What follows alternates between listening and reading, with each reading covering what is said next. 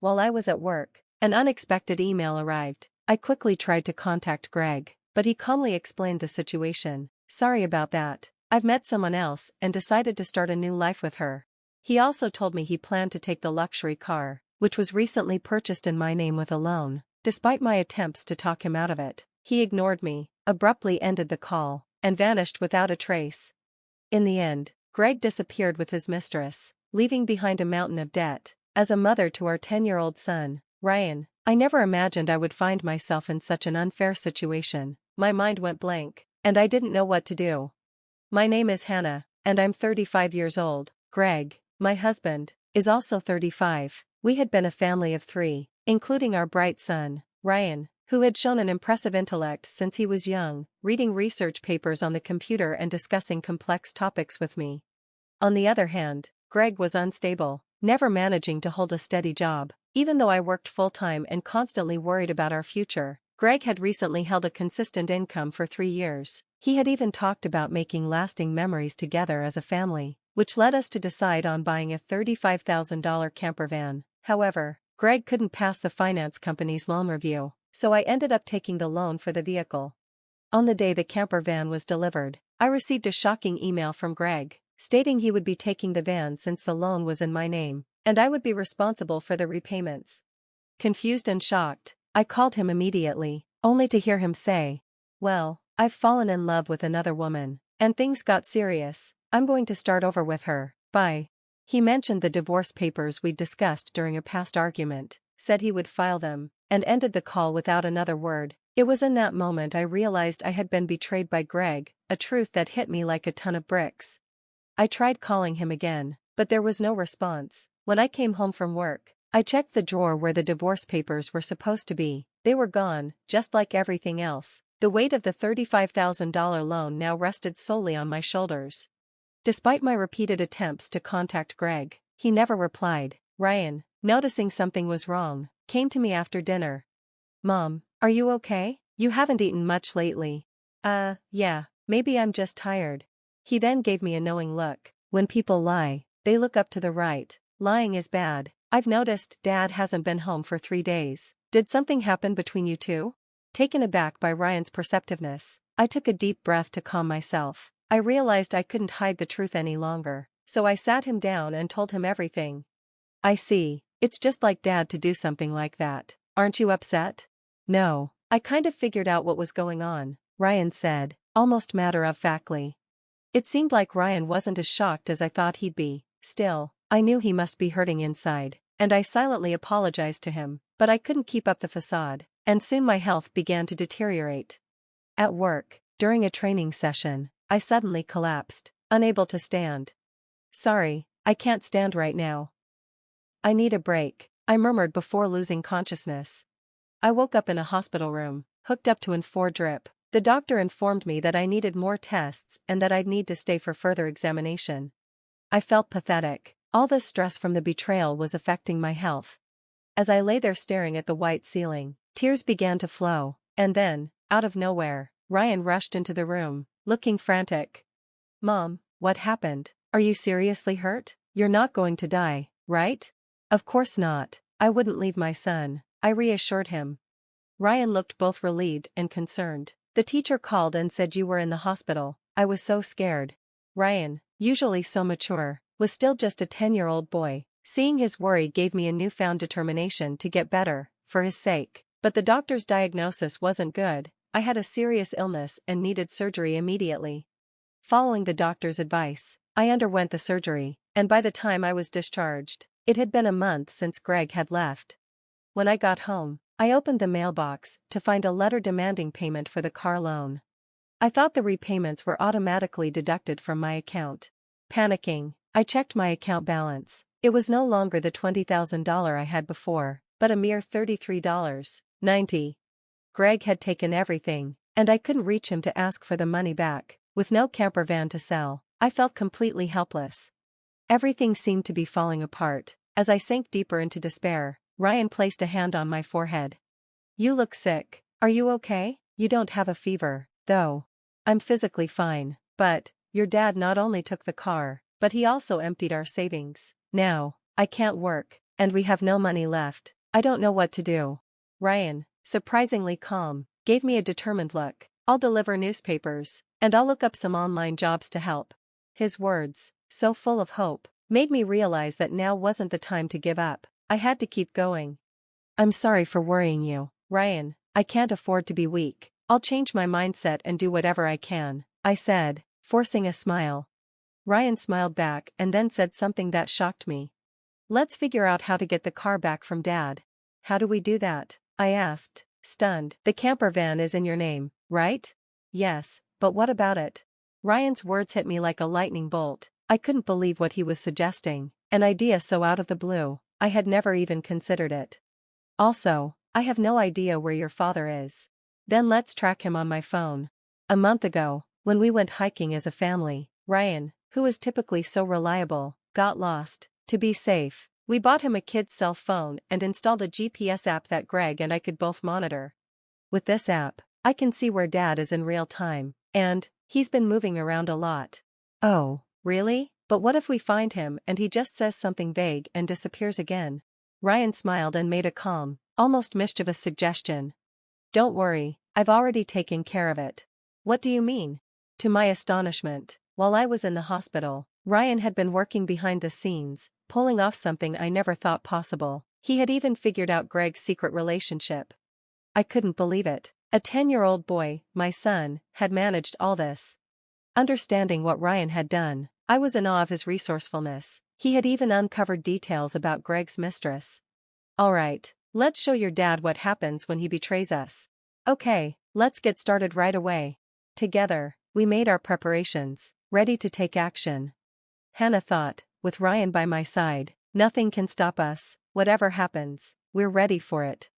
3 days later, my phone rang. It's me, please, I need your help. Oh, who's this? Don't act dumb, it's your husband. I'm being questioned by the police about you. They might ask me to come in soon. Help me out. Oh, really? Just hold on. I grabbed Ryan and we headed straight to where Greg was. To my surprise, it was a forest park near our house where camping was allowed. Greg was being questioned by the police in front of his car, looking completely bewildered. I let out a sigh and asked the police if we could talk privately as a couple. They agreed and left us alone for a moment.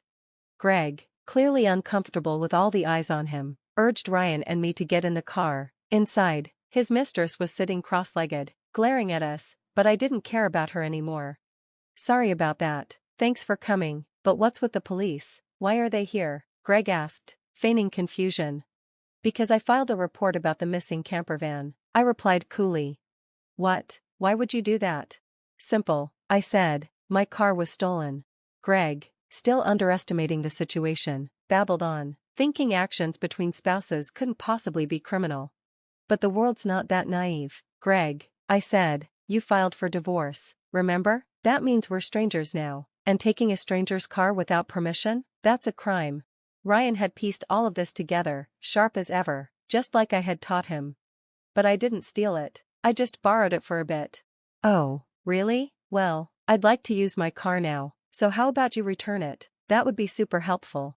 I reached my hand out, asking for the keys. After a long pause, Greg reluctantly handed them over. Once the keys were in my hand, Ryan quietly spoke up. Why did you leave your family and choose to mess around with this woman? Greg, caught off guard by his son's unexpected question, scratched his head awkwardly. His mistress, Mandy, let out a smug laugh and began to speak.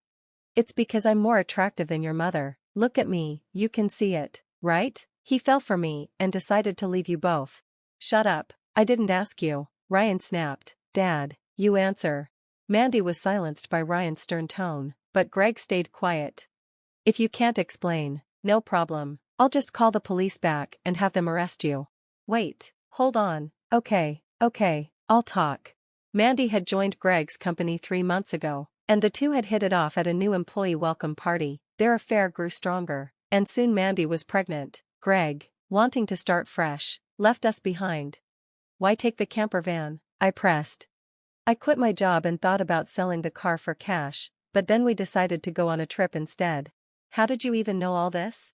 Remember when Ryan got lost? After that, we bought him a kid's cell phone with a GPS app. We installed it on your phone, too, so I knew where you were all along.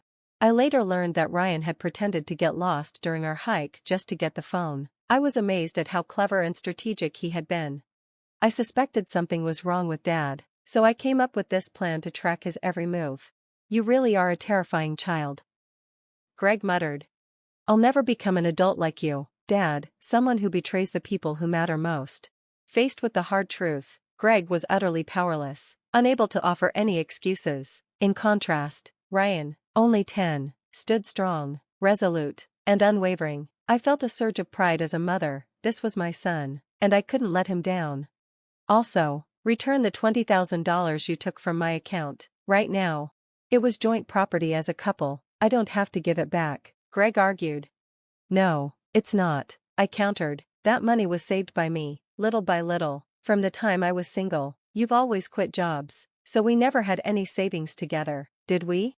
I was appalled to hear that Greg had spent the $20,000 on himself and his mistress. At that moment, a sense of relief washed over me as I realized how freeing it was to be divorcing Greg. So, this is how it is. But if you stole and used both my car and my money, that's a serious crime, I said, my voice steady. What? But you just sent the police away. It's not their business anymore, right? Greg stammered. I said we would talk. I never said I'd withdraw my complaint. In fact, I need to add the theft of my money to the report, I replied, calmly. Mom, should I call the police now? I can do it with just one button on my phone, Ryan chimed in, holding up his cell phone. Greg's mistress, Mandy, had been silent up until then, but suddenly, she tried to escape the camper van. However, the moment she opened the door, her scream pierced the air. Standing outside, fuming with anger, were Mandy's parents. Mandy froze, her face turning pale. I'm sorry, don't be so angry, but why are you here, Mom and Dad? I called them beforehand, Ryan said, completely nonchalant. What? Why? Mandy cried, her voice rising in panic. The truth was, during my hospital stay, Ryan had visited Greg's office and, with tears in his eyes, said, my dad left the house with a woman we don't know, and my mom collapsed. Ryan's fragile, sorrowful state had raised suspicions at Greg's office. They knew about the affair and had seen Mandy and Greg's overly affectionate behavior at the welcome party. They helped Ryan track down Mandy's parents' address. After learning that Mandy commuted from her parents' house, I had visited them with a photo of Mandy and Greg together. When they saw it, I explained everything that had happened. Today, I had contacted Mandy's parents again and asked them to wait nearby. Mandy, realizing her worst fear, started shrieking in rage. How could you do this to me? You're the worst. I don't want to hear that from you. That's my line, I retorted firmly.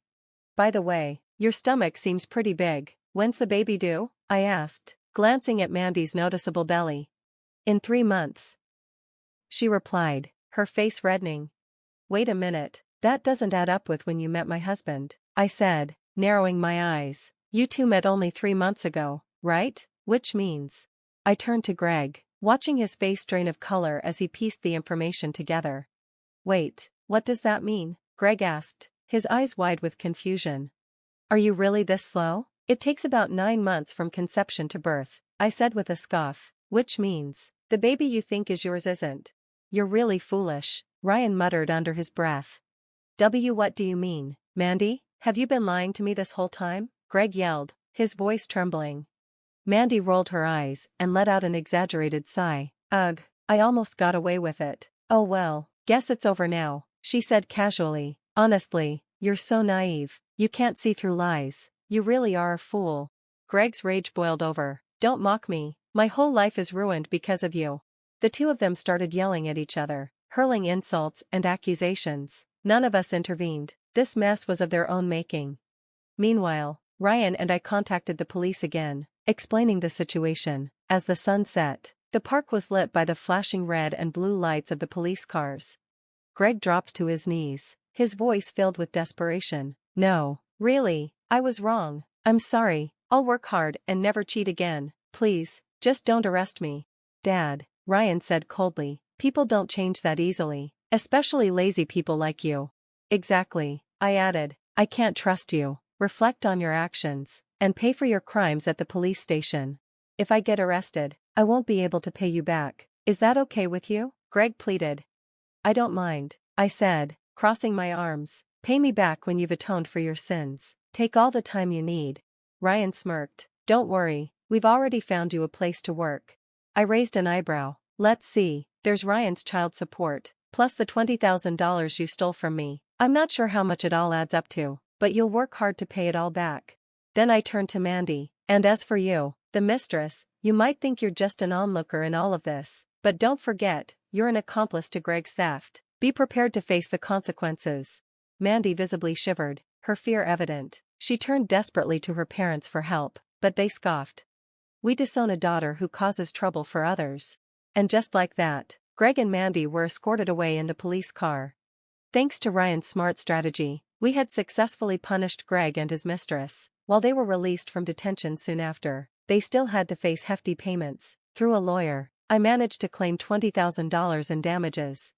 Greg also agreed to pay $500 a month in child support for Ryan. I had him introduced to a subcontracting factory at the company I worked for, where his wages were to be garnished for the payments. Every cent would go directly into my account.